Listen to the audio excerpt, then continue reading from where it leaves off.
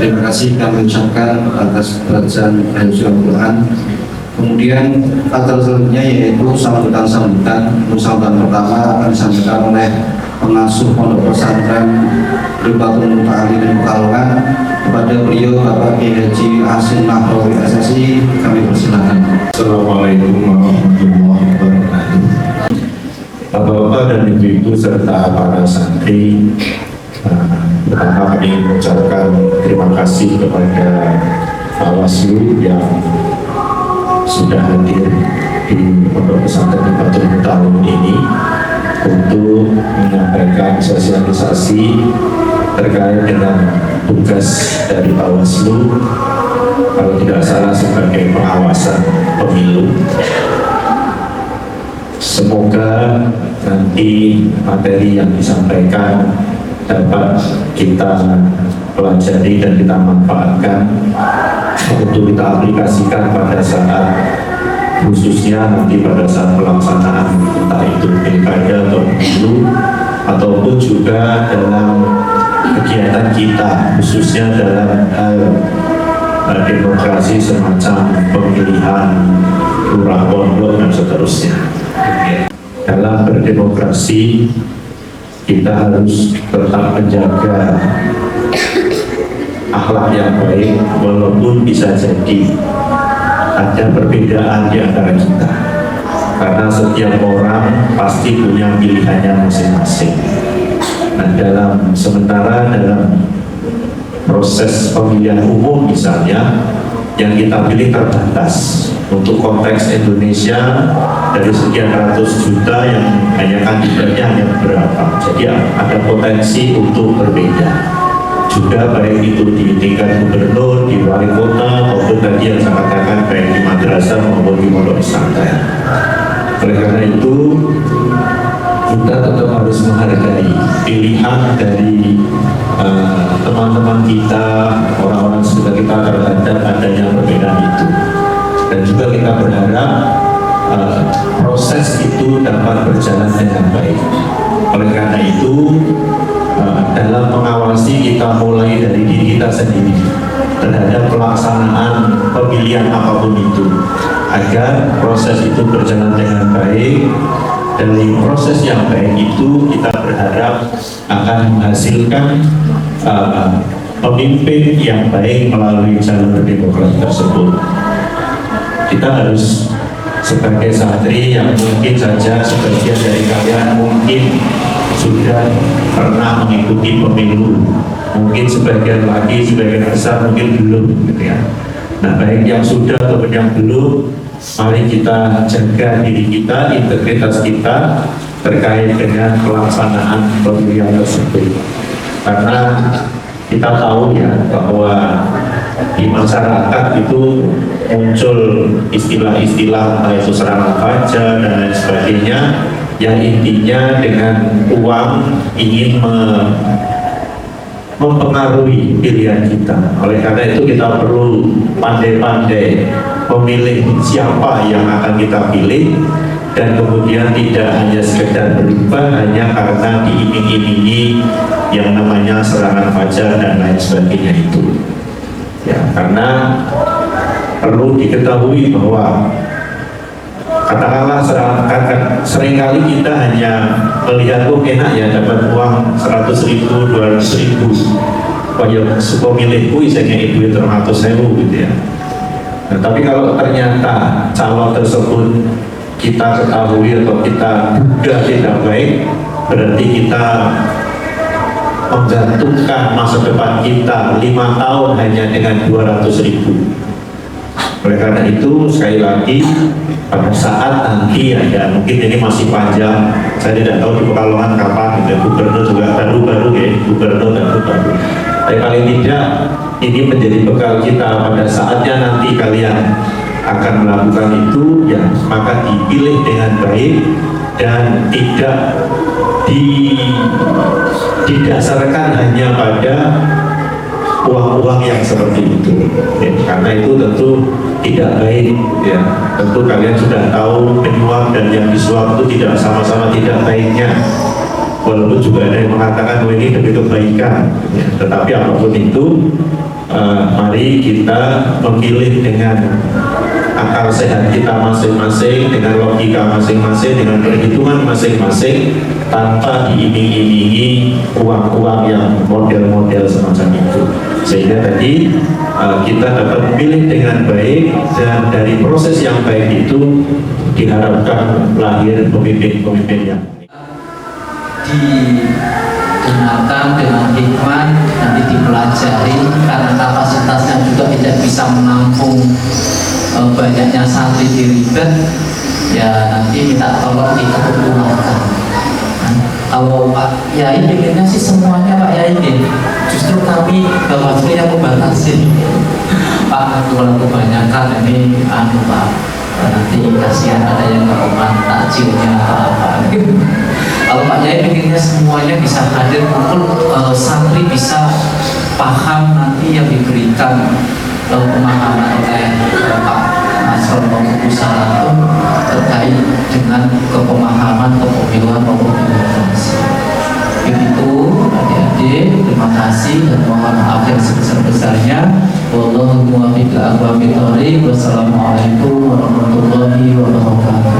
Koordinator Divisi Hukum Pencegahan Partisipasi Masyarakat dan Hubungan Masyarakat. Kemudian yang kedua ada Ibu Syaratun SPD, anggota sekaligus sebagai koordinator Divisi Penanggulangan dan Penyelesaian Sengketa. Untuk yang pertama yang disampaikan oleh Bapak Nasron SCSI. Bismillahirrahmanirrahim. Assalamualaikum warahmatullahi wabarakatuh.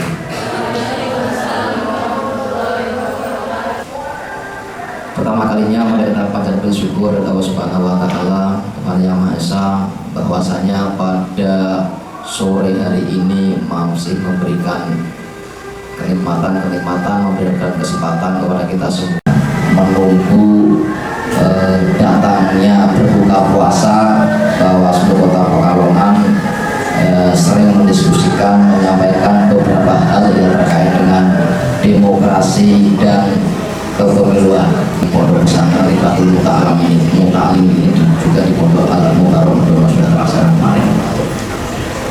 Para santriwan-santriwati yang berbahagia, yang tentu kami tidak ada yang kemudian dadakan, ini sudah direncanakan jauh-jauh hari kita bisa bersilaturahim dengan Pondok Pesantren Rifatul Muta'alim, karena kami tidak asing dengan Pondok Pesantren Rifatul Muta'alim, di mana bahwa ini merupakan salah satu pondok tertua di Kota Pekalongan. Adik-adik santriwan-santriwati yang berbahagia, tentu hari ini kita juga berbahagia bisa melanjutkan apa yang sudah kita rencanakan dalam MOU atau kerjasama dengan Pondok Pesantren Rifatul Muta'alim dalam rangka sinergisitas, kolaborasi, dalam bersama-sama belajar membentuk generasi yang kemudian sadar akan demokrasi, kemudian juga mau memperkaya literasi kepemiluan yang baik. Nah, jadi kenapa kemudian di masa-masa non tahapan pemilu, ya, yang pemilu masih jauh gitu kan, pemilu terakhir dilaksanakan tahun 2024, kemudian pemilu yang akan datang lagi kemudian tahun 2029. Nah, artinya apa? Bahwa ini bagian daripada memupuk demokrasi. Nah, setelah kita konsolidasi demokrasi, kita tidak hanya kemudian mengurusi pemilu, tapi juga bagian daripada selalu menjaga demokrasi. Nah, apa sih sebenarnya demokrasi? Nah, jadi demokrasi itu mudahnya begini, pemerintahan dari rakyat, oleh rakyat, ke rakyat. Nah, di mana bahwa rakyat ini adalah pemegang kedaulatan, rakyat ini yang berkuasa itu dalam negara demokrasi. Nah, kemudian apa itu pemilu? Nah, pemilu kalau kemudian bunyi-bunyi yang ada di undang-undang pemilu itu adalah sarana kedaulatan rakyat untuk memilih presiden, wakil presiden, DPR, DPD, DPRD secara langsung, umum, bebas, rahasia, jujur dan adil dalam negara kesatuan Republik Indonesia berdasarkan Pancasila dan Undang-Undang Dasar Negara Republik Indonesia. Itu dia memilih DPR, presiden, DPRD gitu kan. Nah, kemudian lo gubernur sama bupati bagaimana gitu? Ya sebenarnya sama-sama elektoral gitu, sama-sama pemilihan. Hanya saja memang di penyelenggaraan istilahnya berbeda.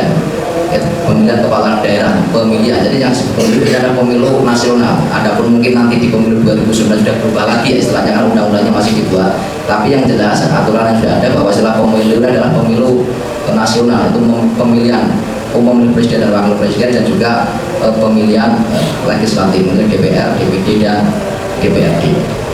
Nah, terus apa kaitannya demokrasi dengan pemilu ya? Jadi tadi demokrasi adalah pemerintahan dari rakyat, oleh rakyat, dan untuk rakyat. Nah, maka proses-proses yang ada di dalam pemilu, terutama menjatuhkan pemilihan saat pencoblosan itu harus secara kritis gitu kan. Nah, makanya di ngabuburit kali ini kita kasih tema santri cerdas memilih juga aktif mengawasi. Jadi harapannya apa? Bahwa para santri generasi muda itu tidak kemudian nanti hanya datang ke TPS untuk mencoblos, tetapi juga mau turut serta mengawasi pemilu atau istilahnya pengawasan partisipatif. Nah, itu kaitannya demokrasi dan pemilu. Jadi itu tadi pemilu adalah sarana perwujudan kedaulatan rakyat. Tadi yang dalam negara demokrasi rakyat itu adalah yang berdaulat, yang memiliki kekuasaan. Nah, dalam pemilu itu pastinya pemilu itu bisa terlaksana apabila ada 3 unsur.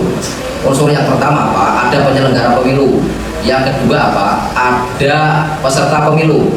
Yang ketiga ada pemilih. Nah, paling tidak secara prosedural 3 unsur itu harus ada. Kalau kemudian nanti ada yang tidak ada, maka akan sulit untuk kemudian mewujudkan pemilu.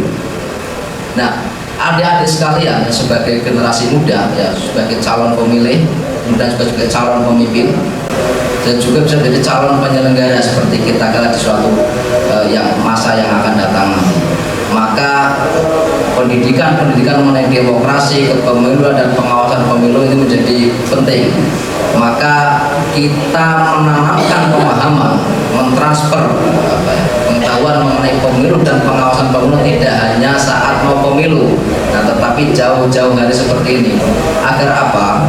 Agar pengetahuan mengenai pemilu itu diketahui jauh-jauh hari dan terutama bagi kalangan generasi muda.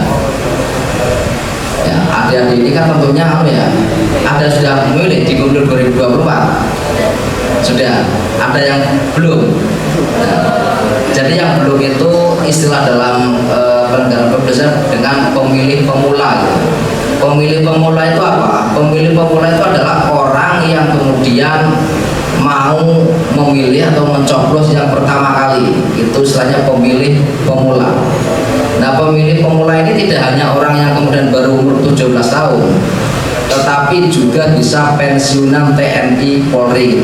Karena selama ini TNI Polri kan harus netral, tidak memiliki hak pilih. Barangkali ketika sebelum menjadi TNI Polri juga belum pernah milih gitu kan. Nah, kemudian ketika pensiun mau milih yang pertama kali itu juga disebut sebagai pemilih pemula. Nah, memang pemilih pemula yang banyak itu ya terasa anak-anak muda yang sudah memasuki usia 17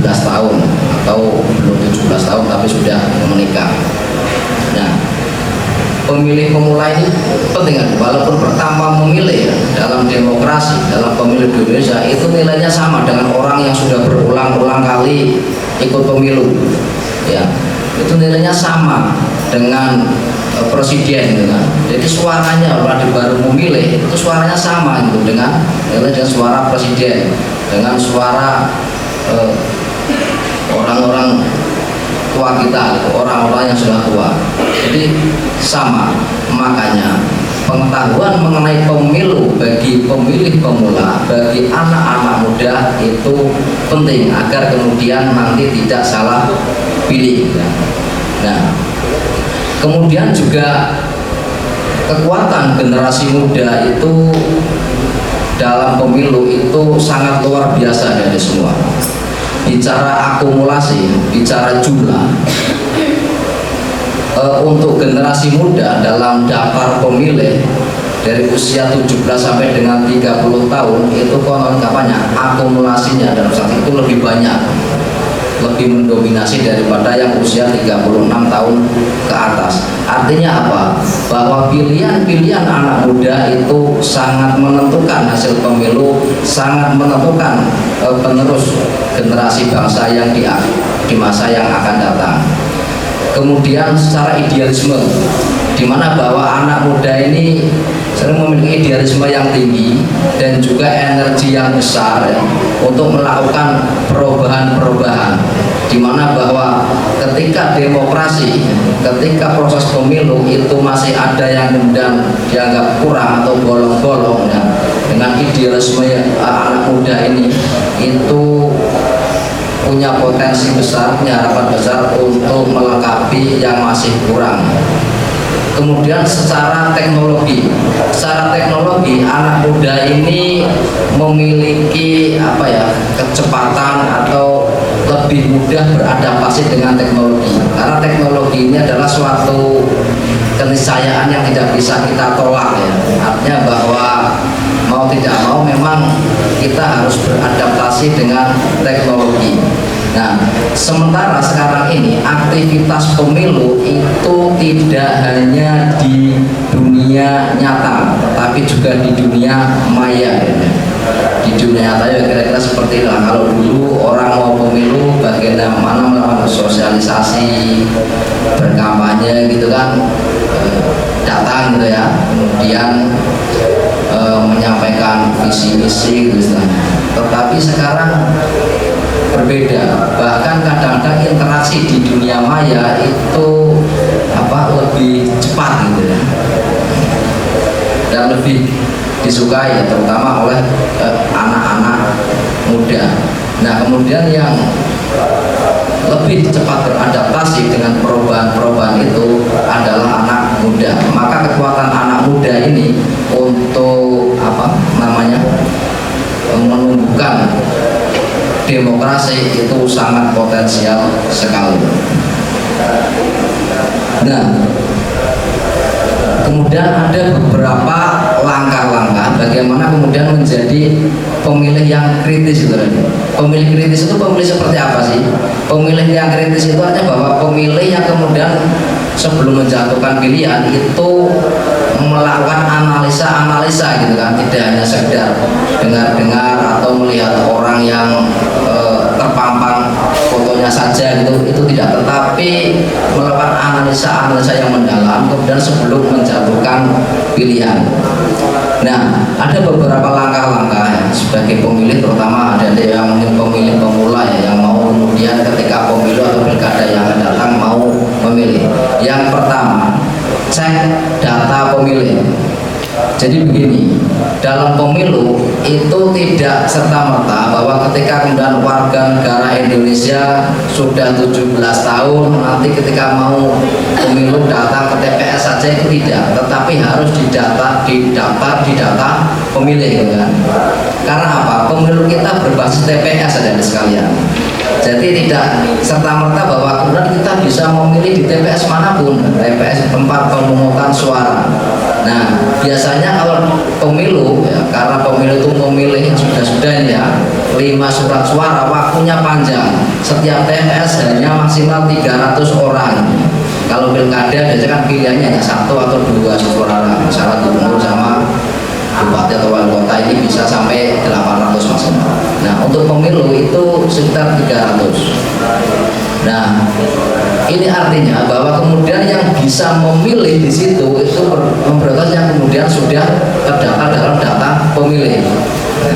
Memang bisa orang kemudian belum terdata membawa KTP aja gitu. Tetapi ini ada syarat-syarat tertentu, misalkan datangnya harus lebih dari jam 12, datangnya paling cepat jam 12, padahal pencoblosan maksimal jam 13, hanya punya waktu 1 jam.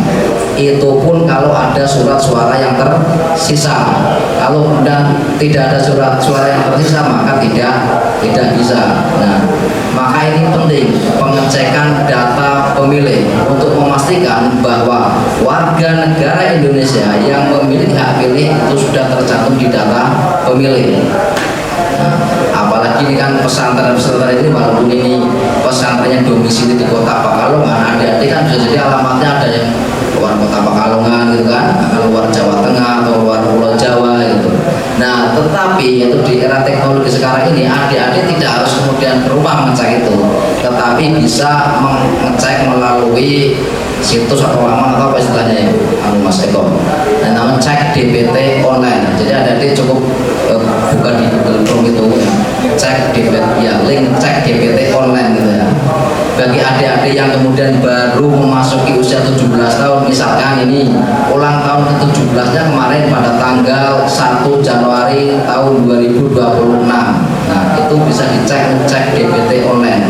Apakah adik sudah terdaftar di data pemilih atau belum? Jadi istilahnya daftar pemilih berkelanjutan. Ya, berkelanjutan artinya walaupun pemilu sudah selesai, tetapi data pemilih terus diupdate. Karena data pemilih dinamis ada. Data pemilih dicatat berdasarkan de jure, bukan de facto. De jure ini apa? Artinya bahwa data pemilu itu dicatat berdasarkan data kependudukan orangnya gitu. Jadi misalkan adik ya, kemudian mondoknya di sini gitu ya, tetapi KTP-nya adalah di Cirebon, maka data pemilihnya adalah harus tercatat di Cirebon. Ya, walaupun fakta di sini, misalnya ada orang Pemalang kemudian jualan nasi goreng di Kota Pekalongan, kos di Kota Pekalongan, tapi tercatat data pemilihnya adalah di Pemalang. Itu yang pertama dulu ya. Nah, tapi apakah milihnya harus di Pemalang atau Cirebon? Tidak juga gitu kan. Nah, tetapi ada mekanisme yang kemudian harus ditempuh. Nah, tapi misalnya adik itu rumahnya Cirebon, untuk mengecek itu tidak kemudian harus ke Cirebon, tapi itu tadi cukup pakai cek DPT online ya. Tinggal tadi dimasukkan NIK-nya. Nah, nanti akan tertera adik sudah masuk di kelurahan mana gitu kan. Kalau sudah masuk, kalau belum masuk, nah itu yang kemudian potensi bahaya. Artinya adik belum masuk di data pemilih. Apabila nanti mau memilih, ya, itu yang kemudian harus syarat-syarat tadi itu bisa mengurus namanya surat keterangan A5, surat pindah memilih. Nah, pindah memilih ini bisa diminta di KPU atau penyelenggara pemilu tempat asal, misalnya orang Cirebon, atau di tempat tujuan. Kalau mau milihnya di Kota Pekalongan, ya berarti bisa mendaftarkan di PPS atau penyelenggara pemilihan tingkat kelurahan gitu, untuk bisa memilih di daerah tujuan. Mungkin itu dulu yang dapat kami sampaikan adik-adik ya, karena waktunya sudah agak sore, nanti bisa disambung ke Bu Saratun dalam manajemen waktu agar nanti sampainya kira-kira yang menjelang hari berikut. Itu saja yang dapat kami sampaikan, kurang lebihnya mohon maaf. Akhirul kalam, wassalamualaikum warahmatullahi wabarakatuh. Saya menambahi dari Pak Nasro, tadi sudah panjang kali lebar ya adik-adik ya, sudah dijelaskan apa itu tentang bagaimana kita menjadi pengawas partisipatif, juga kita masih tadi masih dalam pengawasan tahapan daftar pemilih. tadi sudah bagaimana kita jika karena santri itu semua tidak ada di Kota Pekalongan, mungkin dari kota yang lain itu jika mau memilih di Kota Pekalongan kan ada syarat dan ketentuannya gitu, yang sudah mungkin di pemilu 2024 yang sudah memilih apakah memilih di Kota Pekalongan atau memilih di daerah asal pastinya sudah ada pengalaman. Mungkin yang baru 17 tahun itu nanti akan pengalaman pertama nanti di pemilu 2029. Jadi tadi sudah disampaikan Pak Nasron tentang tahapan pemilu. Kita menjadi pengawas partisipatif semua tahapan pemilu. Tahapan pemilu itu yang pertama tadi ada daftar pemilih, terus ada pencalonan. Setelah pencalonan ada kampanye. Setelah pencalonan ditetapkan calon, terus nanti ada kampanye. Setelah kampanye ada masa tenang. Masa tenang itu bagi peserta pemilu maupun Bawaslu itu tidak tenang, karena ketika masa tenang itu rawan akan potensi pelanggaran. Selanjutnya ada tahapan pemungutan dan penghitungan suara. Pada akhirnya tahapan yang paling akhir rekapitulasi. Tahapan rekapitulasi itu menentukan suara menjadi kursi.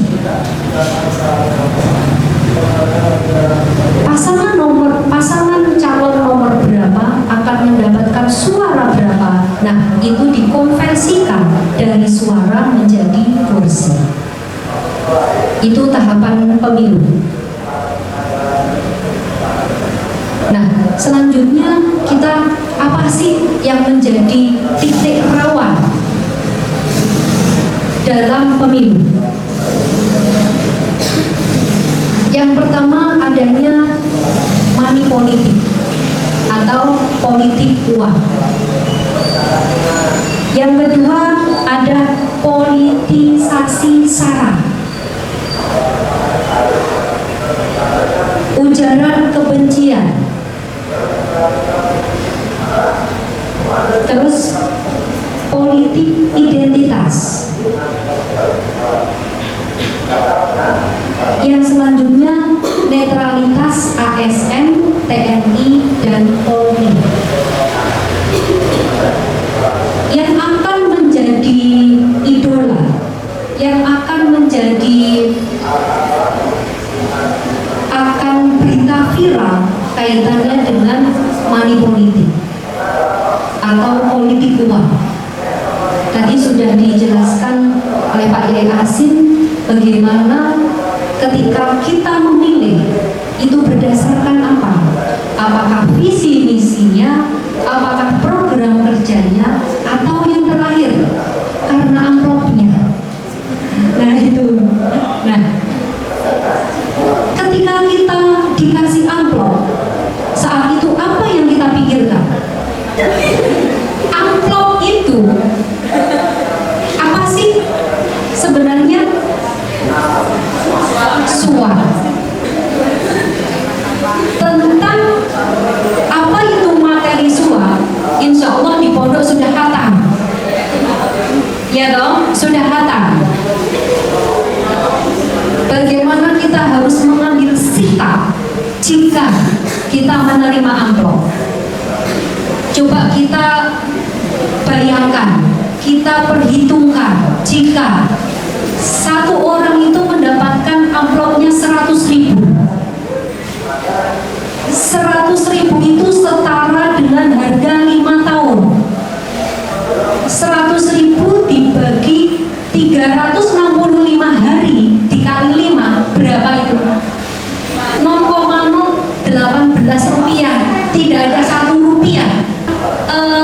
Integritas kita mau digadaikan dengan 0,0 rupiah itu? Tidak ya, jangan. Jadi dimulai dari kita, karena apa ya? Karena politik uang jika ada pemilu di situ akan timbulnya hukum ekonomi. supply and demand. Ada permintaan, ada penawaran. Janganlah itu mau beristilahnya macam-macam. Mereka akan beristilah sodako. Terus masuk kita akan tidak menerima rezeki, gitu ya. Padahal di situ kan kalau mereka bersodako kan berarti harusnya ikhlas. Mereka tidak ikhlas karena jika ngasih uang berarti mereka mengharapkan ada dipilih. Betul. Semua warga negara Indonesia yang memiliki hak pilih itu bisa untuk melaporkan jika ditemukannya dugaan pelanggaran pemilu. Terus ada peserta pemilu. Terus yang ketiga pemantau pemilu. Itu ada syarat-syaratnya. Bagi adik-adik santri yang belum berumur 17 tahun, jika menemukan dugaan pelanggaran pemilu bisa memberikan informasi awal kepada Bawaslu. Terus yang selanjutnya bagi pelapor itu ada nama dan alamat pelapor, ada nama dan alamat terlapor, ada uraian kejadian. Selanjutnya ada saksi. Gitu. Undang-undang pemilu yang mengatur tentang baik itu pemilu maupun pemilihan. Kalau pemilu itu Undang-Undang 7 tahun 2017. Kalau pilkada Undang-Undang 10 tahun 2016. Harapan kami semoga sore hari ini dapat bermanfaat. Nanti untuk kedepannya dari pemilih pemula ini baik santri maupun santriwati akan menggantikan kita semua yang ada di sini untuk menjadi penyelenggara pemilu. Amin. Sebelum saya sudah menyiapkan pantun tapi harusnya di depan, tapi di belakang tidak apa-apa ya. Boleh minta cakepnya? Mekar harum bunga melati, tumbuh subur di tengah taman. Jadilah santri yang rendah hati, akan mulia sepanjang zaman.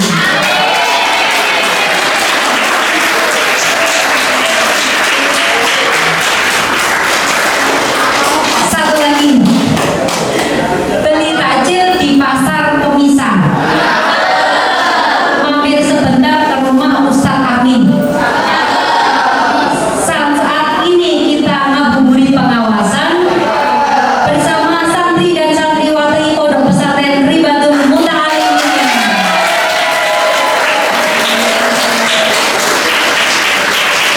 Warahmatullahi wabarakatuh.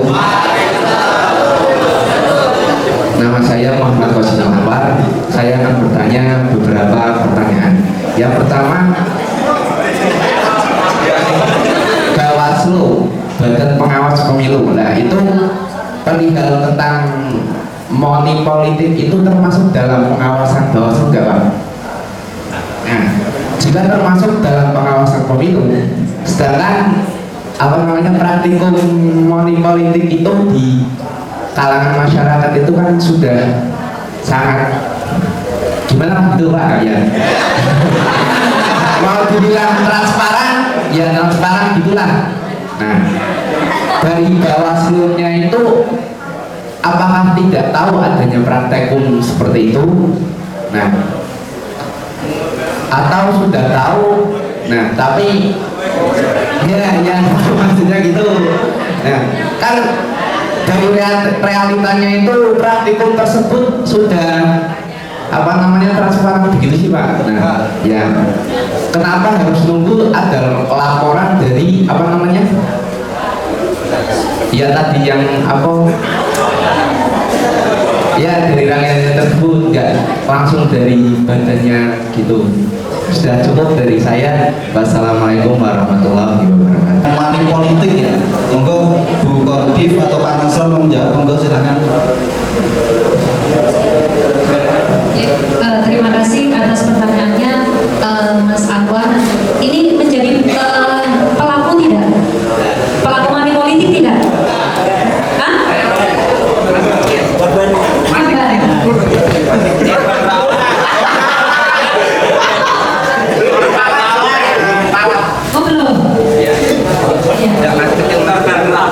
Betul. Money politik itu terjadi masif ya. Betul, masif. Bahwa tugas dan kewenangan dari Bawaslu itu kan menyelesaikan sengketa pemilu dan pelanggaran pemilu. Jadi betul, jika ada praktek money politik, dugaan money politik, bahasa kami dari Bawaslu itu jika itu belum ditentukan bahwa itu pelanggaran pemilu, berarti masih dugaan. Jika terjadi praktek dugaan money politik, itu kita tidak serta-merta langsung menindak, karena harus ada syarat dan ketentuannya. Gitu. Harus ada memenuhi bahwa dugaan tersebut memenuhi syarat formil dan material.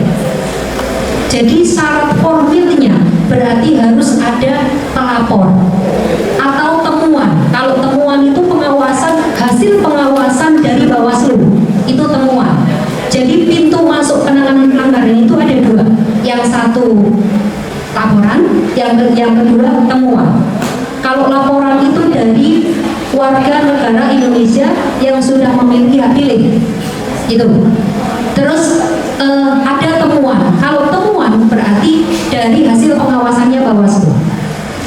Itu ya. Tadi praktek dugaan money politik itu berarti harus ada pelapor, harus ada terlapor.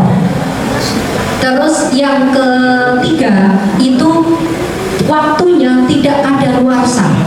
Artinya tadi yang sudah saya sampaikan, maksimal 7 hari sejak diketahui dugaan pelanggaran tersebut. Jadi ketika sudah lebih dari 7 hari berarti kadaluarsa, tidak bisa diproses. Itu. Terus yang selanjutnya ada uraian kejadian. Uraian kejadiannya itu di mana? Waktu dan tempat kejadian. Nah, jadi jika ada informasi tentang dugaan money politik, ada informasi awal ke Bawaslu, kita ke sana sudah bubar. Begitu. Jadi, pemberi dan penerima saling melindungi. Itu prakteknya. Kami sudah beberapa kali jika ada informasi, kita langsung ke TKP. Kita nyampe ke sana karena Bawaslu itu kan terbatas. Bawaslu itu di kota hanya 3 orang, di kecamatan 3 orang, di kelurahan 1 orang, di TPS 1 orang. Kita bisa menjangkau tidak masyarakat kota Pekalongan yang jumlahnya daftar pilihnya berapa Pak Nasron? 320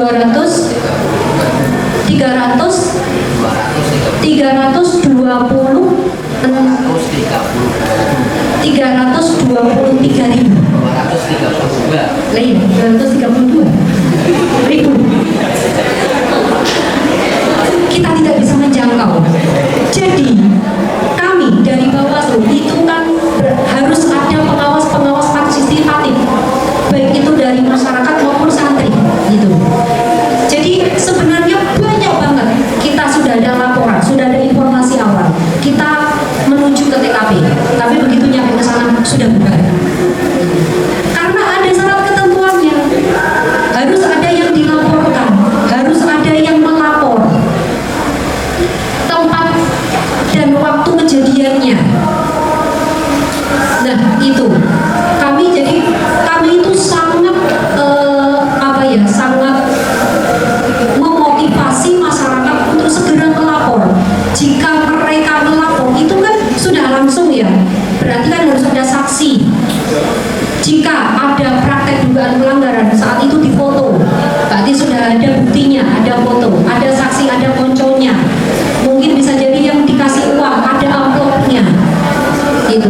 Jadi kami tidak bisa secara sendiri untuk jika ada pengawasannya, walaupun kita sudah waskan, pengawasan melekat, gitu. Tapi kita tidak bisa menyelesaikannya ketika tidak ada dari masyarakat yang melapor. Itu. Bismillahirrahmanirrahim. Ya Rabbana lakal hamdu kama yanbaghi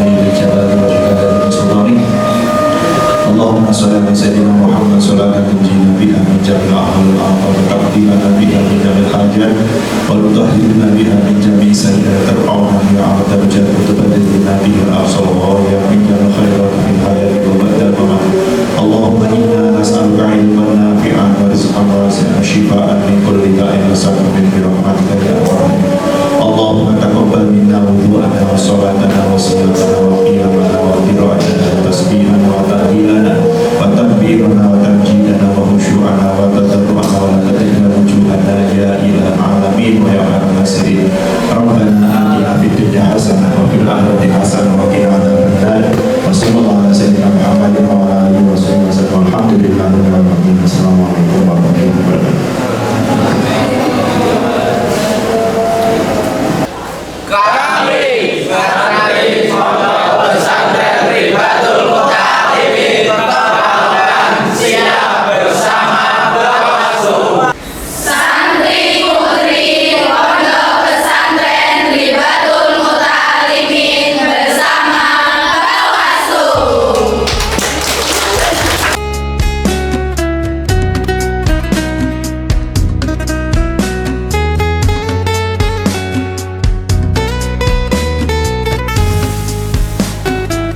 يا حبيب القلب يا خير البرايا جئت